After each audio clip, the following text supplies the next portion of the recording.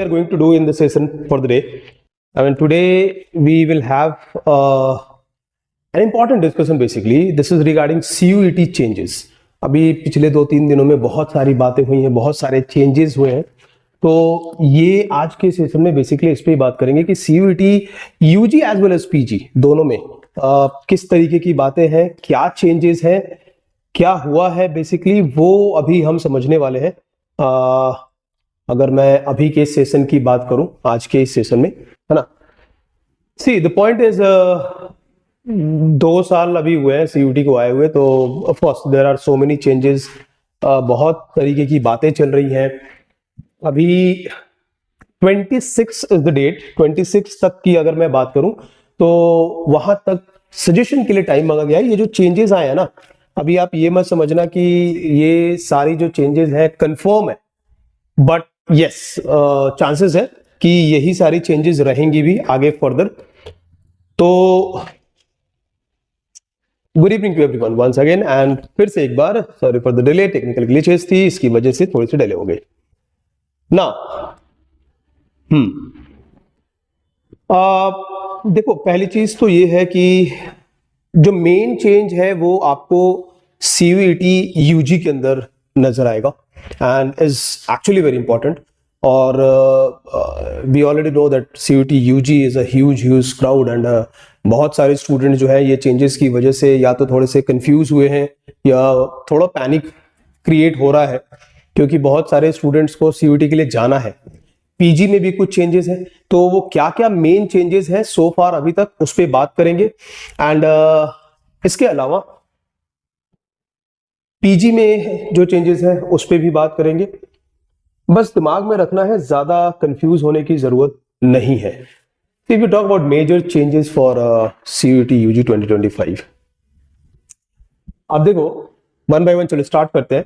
अभी CUET 2025 पिछले 2-3 दिनों में जो कमीशन ने जो प्लान किया है, NTA ने कुछ चेंजेस के साथ आने की कोशिश है, उसका क्या इम्पैक्ट होगा वो भी देखेंगे।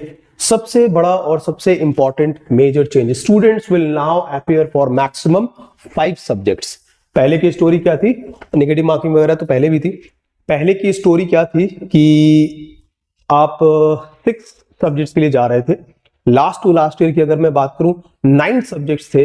तो वापस से बात वही है कि अभी 2 इयर्स हुए हैं एग्जिस्टेंस ऑफ CUET, तो कहीं ना कहीं जो भी फर्दर चेंजेस उनको फील होता है वो एवरी ईयर लेके आ रहे हैं। फिलहाल स्टोरी ये है कि 5 सब्जेक्ट्स, नंबर 1 5 सब्जेक्ट्स आप ले सकते हो, English, then rest of the subjects. अब एक जो कंफ्यूजन पिछले 4-5 दिनों से स्टूडेंट्स की आ रही है, जो हमारे पास स्टूडेंट्स आ रहे हैं, वो मतलब जो भी इंक्वायरी में ये कंसर्न जरूर आ रही है कि सर वो जो सब्जेक्ट्स हैं वो क्या है, कैसे वाले हैं, डोमेन वाले हैं, नहीं है। तो देखो नेक्स्ट पॉइंट यहाँ पे इससे ही रिलेटेड है, तो मैं वो भी बता दूं। ऑल क्वेश्चंस आर मैंडेटरी, चलो वो यहाँ पे बस अभी फिलहाल मेंशन करो, अगले पॉइंट पे वो कहीं लिखा हुआ है कि जो सब्जेक्ट्स हैं वो आपके 12th स्टैंडर्ड के होंगे, ये जरूरी नहीं है। Students can right CUET UG exam in any subject regardless of the subject they have opted in 12।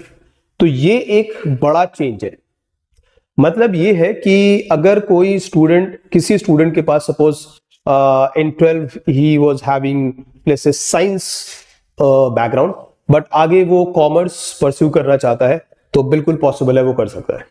अभी पीछे अब खासकर अब ये सारे इंपैक्ट्स कहाँ पे पड़ेंगे वो भी हमें देखना, अभी आगे उस पर भी डिस्कशन करूँ, क्योंकि उसका इंपैक्ट पड़ेगा। DU अपने फिर वो क्राइटेरियाज को कुछ लेके आएगा जरूर। अभी ये नोटिफिकेशन आई है, 26 तक सजेशन का टाइम दिया गया है, फिर उसके बाद फाइनली देखेंगे कि क्या और कुछ चेंजेस हो सकते हैं, नहीं तो कहीं ना कहीं उसका सीधा एक इम्पैक्ट स्टूडेंट्स पे आगे पड़ने ही वाला है। DU के फर्दर प्रोसेस को एक बार को देखना, समझना पड़ेगा। यहां देखो 5 सब्जेक्ट्स, और नेक्स्ट पॉइंट इज वो जो 5 सब्जेक्ट हैं वो किधर के भी हो सकते हैं, जरूरी नहीं है कि वो सब्जेक्ट आपके पास 12 में हो, ठीक है। आगे नेक्स्ट जो इंपॉर्टेंट है कि ये CBT अब कंप्यूटर बेस्ड कंप्लीटली पेपर होगा, हाइब्रिड मोड नहीं होगा, जो कि अभी तक चल रहा था जैसा कि। सो पॉइंट नंबर 2, अगेन दिमाग में रखना है कि हाइब्रिड मोड अब नहीं है, अब ये हार्डकोर ऑनलाइन पेपर होगा आपका। Duration of CUET exam is 60 minutes. तो अभी तक की कहानी ये थी कि कहीं किसी सब्जेक्ट के लिए 45 मिनट्स भी दिया जा रहा था, 60 मिनट्स भी दिया जा रहा था। अब चाहे आपका कोई सा भी पेपर हो, हर पेपर के लिए you have 1 hour 60 minutes. So you are let's say you are opting that 5 subject, जो भी irrespective of सब्जेक्ट, आपको ड्यूरेशन जो है वो 1 आवर की ही मिलेगी। 45 मिनट्स या उससे कम या उससे ज्यादा नहीं होगा, है ना। अब यहां पे मैं एक बार को मेंशन कर देना चाहता हूं, ये सीयूईटी यूजी की स्टोरी है। If you talk about CUET PG, और इसमें भी अगर मैं वो एलएलबी वाले जनरल पेपर की बात करूं, इनका टाइम होता था 1 आवर 45 मिनट्स। अब ये नहीं होगा, यहां पे है 1 आवर 30 मिनट्स, है ना। मतलब 1.5 घंटे का पेपर हो गया, अब 90 मिनट्स का पेपर है आपका ये। तो आपका भी टाइम आप कह सकते हो कि कट किया गया है। Now we have 1 hour 30 minutes of duration. All questions are compulsory, yes, one of the most important news, क्योंकि अभी पीछे तक की कहानी थोड़ी अलग चल रही थी। उधर you have choice of attempting questions, 50 questions हैं, 40 अटेम्प्ट कर लो। पहले और लास्ट टू लास्ट ईयर की अगर मैं बात करूं, मुझे याद है यूजी के अंदर 60 क्वेश्चंस होते थे, 50 अटेम्प्ट करना होता था। अभी क्या है, लास्ट ईयर मतलब इसी साल 2024 में, तो 2024 में 50 क्वेश्चंस होते थे, 40 अटेम्प्ट करना है। अब फिक्स कर दिया है 50 क्वेश्चंस होंगे बस, तो आपको 50 मिनट्स सारे ही क्वेश्चन अटेम्प्ट करने हैं। टाइम 1 आवर का ही होगा, नंबर ऑफ क्वेश्चंस 50 हो सकता है, जितने भी क्वेश्चंस होंगे फिक्स। अगेन उसके लिए अभी कोई वर्डिक्ट नहीं है, किसी भी तरीके की कोई कंफर्मेशन नहीं है नोटिफिकेशन में। तो अगर मान लो यहाँ पे 50 क्वेश्चंस हैं, तो ये सारे ही क्वेश्चंस आपके लिए कंपल्सरी है। ऐसा नहीं है कि 50 में से आउट ऑफ 50 चलो 40 कर लेते हैं, बाकी छोड़ देंगे, 10 कोई सा भी होगा वो मुझे नहीं आ रहा होगा, मैंने छोड़ दिया। 40 पे मार्किंग नहीं है, 50 क्वेश्चंस अगर है तो 50 ही आपको करने होंगे। अच्छा यहां मैं एक चीज बोल दूं, ये भी हो सकता है कि 50 क्वेश्चन जो अभी डिस्कशन चल रही है वो शायद 60 हो जाए, पॉसिबल है। 60 क्वेश्चन 60 मिनट्स, 1 आवर का टाइम उन्होंने दे दिया है। टाइम उन्होंने दिया हुआ है कि हाँ 1 आवर रखेंगे, तो क्या पता नंबर ऑफ क्वेश्चंस भी 60 कर दे फिर। अब इसमें मेन पॉइंट ये है कि कंपल्सरी है सारे ही questions, all questions are compulsory. Students can write CUET UG in any, again उसका कनेक्शन उसके साथ है, रिगार्डलेस ऑफ योर 12 सब्जेक्ट, 12 में आपने जो भी सब्जेक्ट लिया था उसका अभी कोई कनेक्शन नहीं रह गया है। और मैं समझता हूं उसका सीधा सीधा एक इंपैक्ट डीयू के एडमिशन प्रोसेस पे पड़ने वाला है, क्योंकि डीयू की एक क्राइटेरिया थी 12 में जो आपका सब्जेक्ट है वो डोमेन में आपके पास होना चाहिए, है ना। तो कुछ मेजर जो चेंजेस वो यहां है। आगे आओ, और भी जो कुछ चेंजेस हैं वो देख लेते हैं। नेक्स्ट, जनरल टेस्ट, ये बहुत इंपॉर्टेंट न्यूज है। General test is no more general test, it is general aptitude test. अच्छा, कईयों को तो ये समझ ही नहीं आ रहा है, ठीक है जनरल एप्टीट्यूड टेस्ट है, इज फाइन, क्या होना है उसमें, जीटी ही तो है, वही सारी चीजें होंगी, मैथ्स, रीजनिंग, जीके।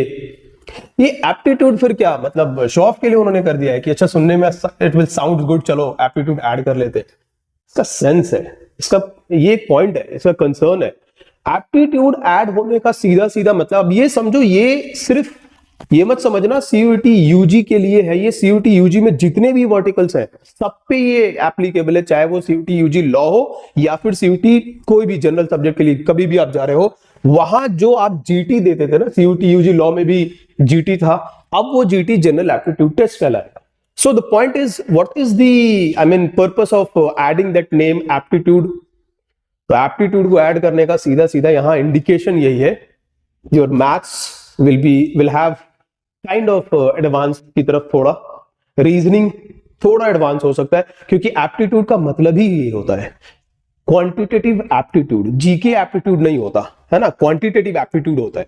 सो एप्टीट्यूड ऐड हुआ है, इसका मतलब ये डायरेक्ट इंडिकेटर है कि वो जो रीजनिंग और मैथमेटिक्स वाली बातें है ना, उनके क्वेश्चंस थोड़े से अपग्रेडेड होंगे, हो सकता है थोड़ा एडवांस हो, वो सारी चीजें इसमें देखने को आपको मिलेंगी। तो एप्टीट्यूड आने का पर्पस ही यही है।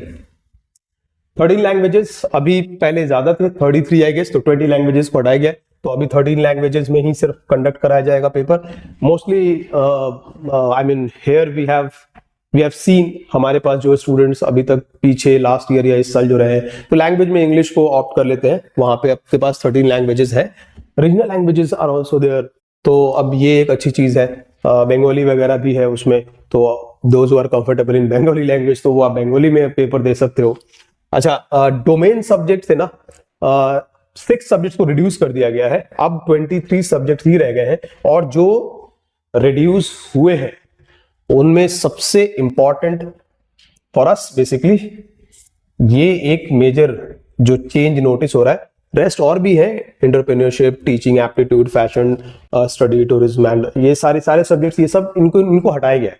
देखो वो ऐसा क्यों कर रहे हैं, मे बी शायद उनको अभी 2 साल में ये फील हुआ हो कि ओके इन सब्जेक्ट्स को अलग से कंडक्ट कराने की जरूरत नहीं है, बट इसमें मैं समझता हूँ ये जो सब्जेक्ट है इस पे अभी कुछ तो बात और होगी, डिस्कशन होनी चाहिए।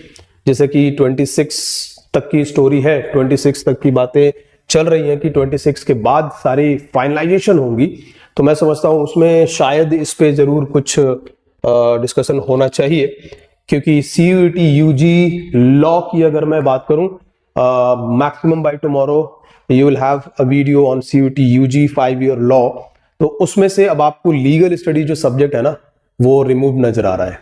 मतलब अगर ये देखा जाए तो अब आपके पास CUET UG लॉ के पॉइंट ऑफ व्यू से 5 ईयर लॉ की अगर मैं बात करूं तो you have 2 subjects, one is English and another one is GT।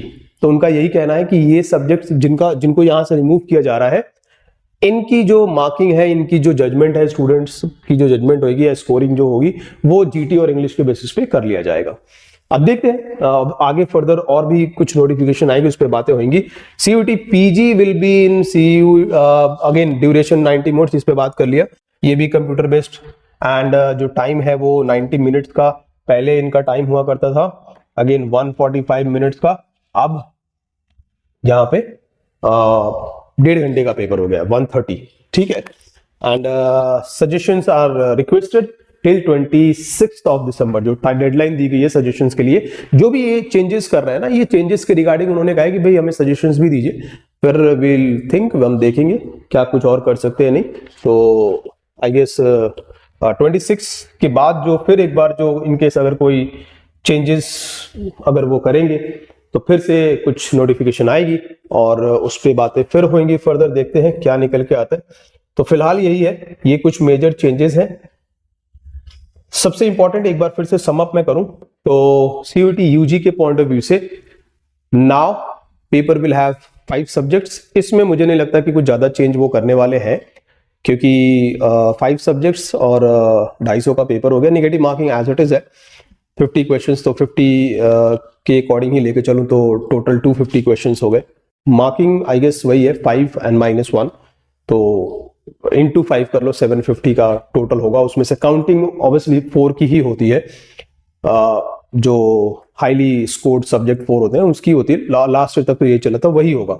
तो मेन जो चेंज है उसमें number 1, 5 subjects will be there, duration 1 hour का होगा, 50 क्वेश्चंस होंगे पर subject.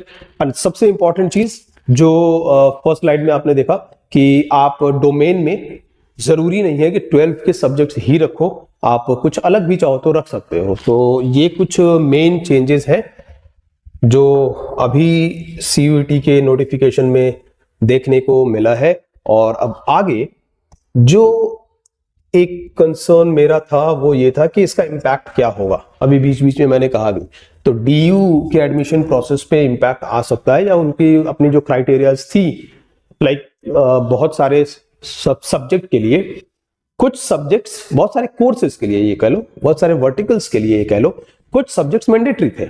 GT was mandatory for so many subjects, कई जगह GT मैंडेटरी नहीं थी।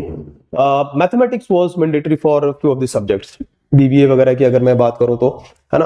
तो जो मैनेजमेंट सब्जेक्ट होते थे, IP मैड, तो वहां पे अब कैसे वो लेके आएंगे, कैसे इन टर्म एंड कंडीशंस पे बात होगी वो देखना होगा, क्योंकि उन्होंने कह रखा था कि भाई डोमेन में आपके वो सब्जेक्ट होने चाहिए जो 12 में आपने किया हुआ है। DU की ये स्पेशली ये कंडीशन थी, तो वहां पे कुछ ना कुछ चेंजेस नोटिस होंगे। एप्टीट्यूड आया है, तो ऑब्वियसली एप्टीट्यूड का मतलब क्या हुआ वो मैंने बता दिया। एप्टीट्यूड अगर ऐड कर रहे हैं तो इसका मतलब सीधा सीधा ये है कि मैथ्स और रीजनिंग की वेटेज का तो पता नहीं, हो सकता है वेटेज भी बढ़ जाए, So there is a possibility number of questions will increase from mathematics as well as from reasoning. But उससे भी ज्यादा मुझे जो इंट्यूशन आ रही है वो ये है कि नंबर ऑफ क्वेश्चंस इंक्रीज हो ना हो, आप देखोगे कि स्टैंडर्ड थोड़ा इंप्रूव नजर आएगा। और इसकी ही वजह से फिर एक चीज जो नोटिस होगी वो पेपर के स्टैंडर्ड डिफिकल्टी लेवल की अगर मैं बात करूं तो वो थोड़ा सा हो सकता है कि मे बी शायद लास्ट ईयर के कंपैरिजन में, लास्ट टू लास्ट ईयर के कंपैरिजन में स्लाइटली एडवांस अपग्रेडेड या टुवर्ड्स मॉडरेट इजी जैसा नहीं, और may be moderate exactly paper आपका हो सकता है। तो जो इम्पैक्ट है इन चेंजेस का वो मेरे ख्याल से कुछ इस तरीके का पढ़ने वाला है, इन 2-3 पॉइंट्स पे पढ़ सकता है। रेस्ट तो विल सी आफ्टर 26 क्या चीजें निकल के आ रही हैं, फाइनल आउटकम क्या है, वो क्या निकल के आ रहा है वो देखना होगा। सो वो देखेंगे 26 के बाद। Till then take care.